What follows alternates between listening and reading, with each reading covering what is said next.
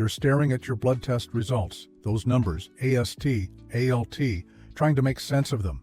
That tight feeling in your chest tells you something's not right. Maybe your doctor said everything's fine, but you're still feeling that deep exhaustion, that bloated belly, that persistent discomfort on your right side that won't quit. Or worse, maybe they told you you have fatty liver and just said, lose weight, without explaining which of those numbers you should be tracking, without giving you a clear path forward. And now, you're here, lost, trying to figure out on your own if it's AST or ALT that truly shows what's happening with your liver, because no one's ever really explained it to you. You don't just want a cold diagnosis. You want to understand what these numbers are screaming about your health. You want to know if it's still possible to turn things around, if you're heading towards something more serious, if your kids might inherit this. The truth is, millions of people are in this exact same boat right now, looking at tests nobody explained properly, carrying a silent fear that something major is happening inside their bodies, and I'm here today to change that for you. There's a recent study published in the Journal of Hepatology that revealed something very few doctors mention to their patients, something that can completely change how you monitor your liver health. They found that focusing only on AST or only on ALT might be giving you a completely distorted picture of what's really going on inside your body, and that most people are tracking the wrong number, thinking everything's okay when, in reality, fatty liver is silently progressing to something far more dangerous. I've been a hepatologist for over 15 years, and every day I see people come into my office with their test results in hand, confused, scared, because no one ever sat down with them to explain what these numbers actually mean. And what I'm about to reveal to you today could literally save your liver, give you back years of healthy life, and prevent you from needing a transplant down the road. I see you trying your best, working to do the right thing, researching online, watching videos, because you genuinely care about your health and the people you love. And that touches me deeply because I know that behind every abnormal test result is a person with dreams, with family, with plans, with fears. I created this channel precisely for you, for the person who doesn't just want to be told they have fatty liver and get a generic prescription, but wants to deeply understand what's happening, wants to take back control of the situation. Every week I bring you up-to-date information based on the latest scientific research, protocols I use in my own practice, things most doctors don't have time to explain in a 15-minute appointment. Subscribe to the channel now and hit that notification bell, because I'm going to guide you step by step on this journey to liver recovery. You don't have to go through this alone. You don't have to live in fear without understanding what's happening. Together, we're going to turn this around, and I'll be here every week supporting you, teaching you, showing you the way. But before I reveal which of these two tests is actually the most important for detecting and monitoring fatty liver, I need to tell you the story of Mariana. She came into my office a few months ago with an envelope full of lab work, her face tired, her eyes red from lack of sleep. Mariana was 53, a teacher, a mother of 2, and 6 months prior, during a routine checkup, she'd discovered she had fatty liver. The doctor who ordered the tests glanced at the results, saw her AST was 32, within the normal range, and told her not to worry, just to lose a little weight and exercise. Mariana left feeling relieved, thinking it wasn't serious, and went on with her life. But the fatigue didn't go away. Her belly stayed bloated, and that discomfort on her right side grew. 6 months later, she repeated the tests on her own because something deep down told her something wasn't right. And that's when she saw it. Her ALT had jumped from 42 to 78, more than double the upper limit. She panicked because no one had explained to her that while her AST looked fine, it was her ALT that was screaming that her liver was suffering, that the inflammation was advancing, that she was developing steatohepatitis, the most aggressive form of the disease. Now I need to ask you a question, and I want you to be completely honest with me here in the comments, because your answer could save the lives of thousands of people watching this video right now. When you look at your blood work and see AST and ALT, do you truly understand the difference between them? Do you know which one is telling you that your fatty liver is progressing to something more serious? Because I know most doctors don't explain this. I know you probably left the office without a clear understanding, carrying a silent fear, pretending everything's under control, while inside you're terrified. I want you to comment below. Use these words if you like. I have fatty liver and don't understand my results. Don't be ashamed, don't feel stupid or incapable, because this isn't your fault. The healthcare system failed you by not giving you the information you deserve. And when you comment, you're not just asking for help for yourself. You're creating a chain of support. You're showing other people they're not alone in this fight. Comment now, because I read every single comment personally, and your story, your fear, your doubt, it all matters so much to me. Let's break down the science behind this in a way that will finally make sense to you. AST stands for aspartate aminotransferase, and ALT stands for alanine aminotransferase. These complicated names actually represent enzymes, which are like microscopic workers inside your liver cells, doing all sorts of essential jobs to keep you alive. When liver cells start to get damaged, whether from fat buildup, inflammation, or any kind of stress, these enzymes start to leak out of the cells and into your bloodstream. That's why when you get a blood test, we can measure how much of them are circulating. The higher the amount, the more liver cells are suffering or dying. But here's the game changer. AST isn't specific to the liver. It's also found in your muscles, heart, kidneys, and several other organs. So, when AST is elevated, it could be a liver problem, but it could also be that you had an intense workout the day before, a muscle issue, or even a heart condition. ALT, on the other hand, is much more specific to the liver. It's concentrated primarily in liver cells, so when it goes up, the chance of it being a liver problem is much higher. And here's the part that Mariana didn't know, and you probably don't either. When there's fat in the liver, especially when that fat starts causing inflammation and progresses to steatohepatitis, ALT tends to rise before AST, and more intensely. So you might have an AST that appears normal, like Mariana's did, and still be developing a serious liver disease because your ALT is screaming for help. There's even a mathematical relationship that hepatologists use called the AST-ALT ratio, which gives us important clues about what's going on. When ALT is higher than AST, it generally indicates fatty liver disease, viral hepatitis, or metabolic liver disease. When AST is higher than ALT, it can suggest advanced cirrhosis or alcoholic liver disease. See how these numbers tell a story, how they're literally showing a map of what's happening inside you. Let me tell you about Robert, a 61-year-old gentleman who came to me after seeing 3 different doctors. Robert had diabetes, high blood pressure, and had been overweight for years. With the first doctor, his AST was 45 and his ALT was 83. The doctor said it was a little elevated and told him to repeat it in 3 months. Robert didn't change anything in his life. He repeated the test, and now his AST was 52 and his ALT was 106.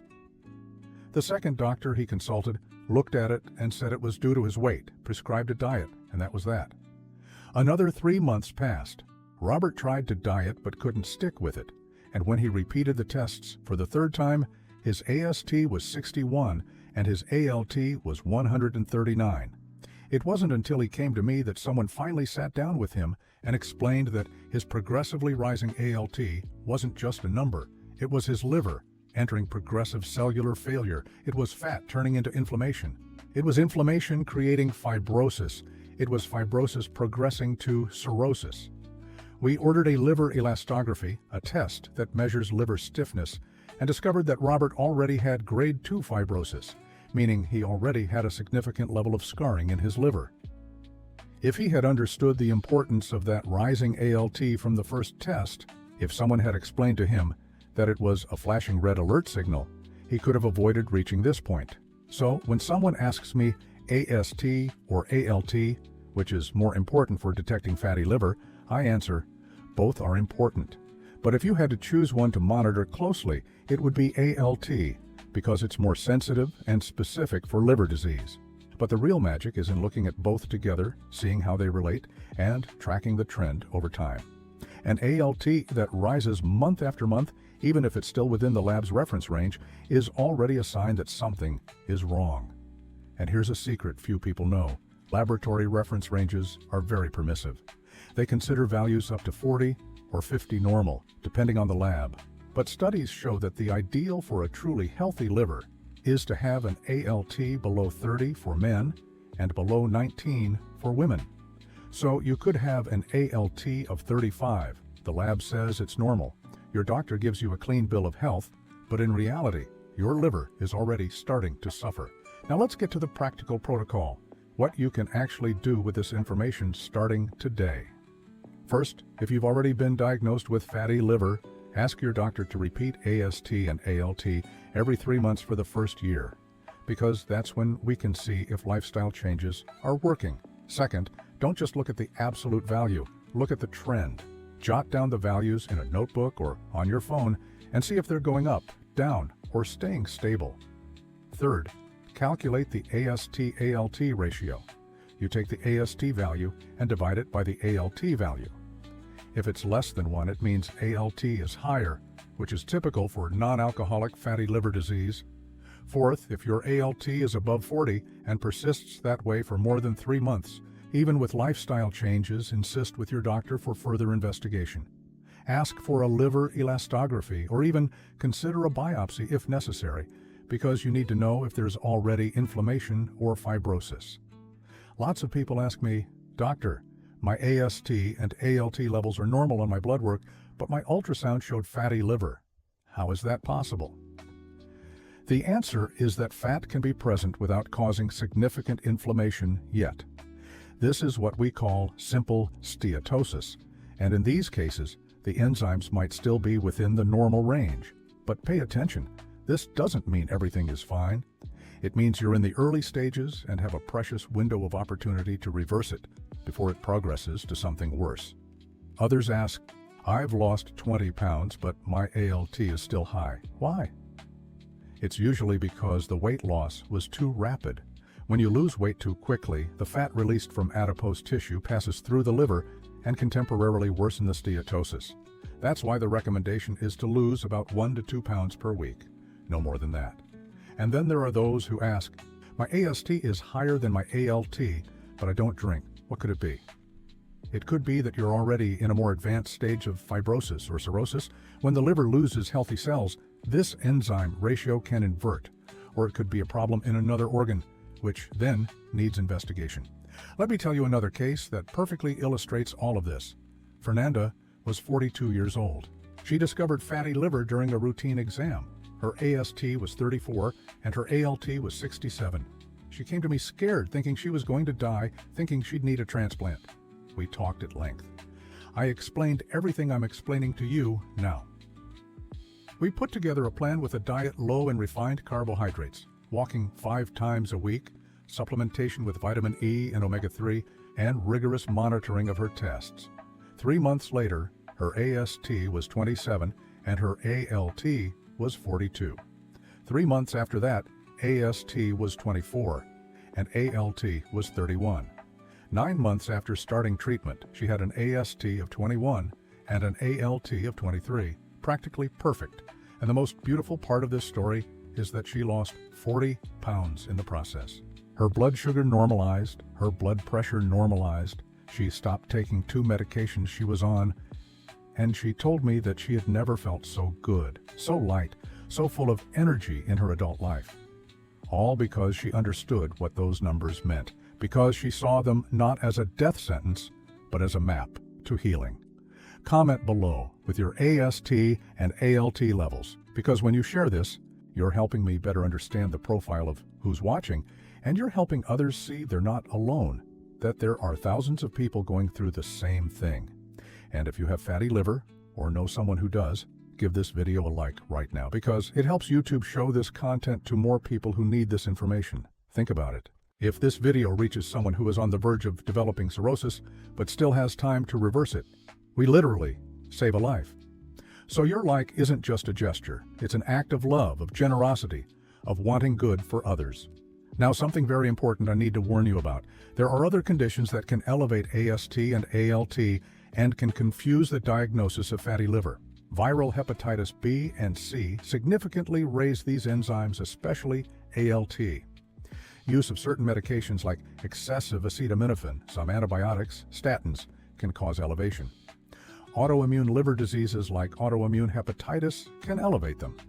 Hemochromatosis, which is iron overload in the liver, causes elevation. Wilson's disease, which is copper accumulation, elevates them. Alpha-1 antitrypsin deficiency causes elevation. That's why you can't just look at high AST and ALT and conclude it's fatty liver on your own. You need a doctor who investigates properly, who orders the complementary tests, who rules out other causes. But statistically, considering the epidemic of obesity and diabetes we're living through, the most common cause of elevated ALT today is indeed non-alcoholic hepatic steatosis. And once you've confirmed it's fatty liver, once you've ruled out other causes, then monitoring your ALT becomes your best friend. It's the thermometer that shows you whether you're on the right track or not. Because unlike the scale, which can fool you with fluid retention or muscle gain, ALT doesn't lie. It objectively shows you if your liver cells are improving or worsening. And there's an important technical detail. ALT has a half-life of about 47 hours in the blood. So if you've injured your liver, eaten very poorly, had alcohol, your ALT will rise and then fall again after a few days. That's why it's always ideal to do the test under similar conditions: fasting, having abstained from alcohol for the past 3 days, and not having engaged in intense exercise the day before, so that the comparison between tests is reliable. Another frequent question: Doctor, my ALT is high, but my GGT is normal. What does that mean? GGT is another liver enzyme that usually elevates in cases of bile duct obstruction or excessive alcohol use. When you have high ALT, normal GGT, it generally indicates that the problem is metabolic, fatty liver related to insulin resistance. It's not alcohol, and it's not a problem with the bile ducts. This is important because it directs the treatment, showing that you need to focus on improving insulin sensitivity, reducing carbohydrates, and losing visceral fat. Now, when both ALT and GGT are high together, there might be an alcohol component involved, even if the person says they drink a little, or there could be some obstructive issue that needs to be investigated with imaging tests. Let's consolidate everything we've learned so far, because I want to make sure you're taking the right information home. AST and ALT are enzymes that are inside liver cells and leak into the blood when those cells are damaged. AST is less specific. It can come from other organs, while ALT is more specific to the liver. In fatty liver, especially when it's progressing to steatohepatitis, ALT usually rises more and before AST. The ratio between them matters. When ALT is higher than AST, it generally indicates metabolic liver disease. The reference ranges from laboratories are too permissive. The ideal is an ALT below 30 for men and below 19 for women. Monitoring the trend over time is more important than an isolated value. A progressively rising ALT, even within the lab's normal range, is already a warning sign. And most importantly of all, these numbers are not a sentence. They are a guide, an opportunity for you to act before it's too late. If you've tried to reverse fatty liver and haven't succeeded, if you've gone on diets, exercised, but the numbers haven't improved, comment below, because I want to understand what's blocking your progress. Often it's not a lack of effort, it's a lack of the right strategy. It's following the wrong diet for your specific situation. It's having another undiagnosed medical condition that's sabotaging your results. And I want to help you identify that. I want you to finally see those numbers dropping, your liver recovering. Share this video with those you love, with that family member who has fatty liver, with that friend who's always complaining about being tired and doesn't know why, with your family group chat. Because quality information that truly transforms lives, needs to be spread. It needs to reach those who need it. And when you share, you become part of this healing chain. You become an agent of transformation in the lives of others. In the next video, I'm going to show you the complete protocol, step by step, day by day, on how to reverse fatty liver in 90 days, with a list of allowed and forbidden foods, with science-backed supplement suggestions, with examples of specific workouts for liver health. You won't want to miss it, so subscribe to the channel now if you haven't already, hit that notification bell, and I'll see you there. Remember, your liver has an incredible capacity to regenerate, to heal, but it needs your help. It needs you to make the right decisions starting today. I believe in you, I know you can do it, and I'll be here supporting you every step of the way on this journey.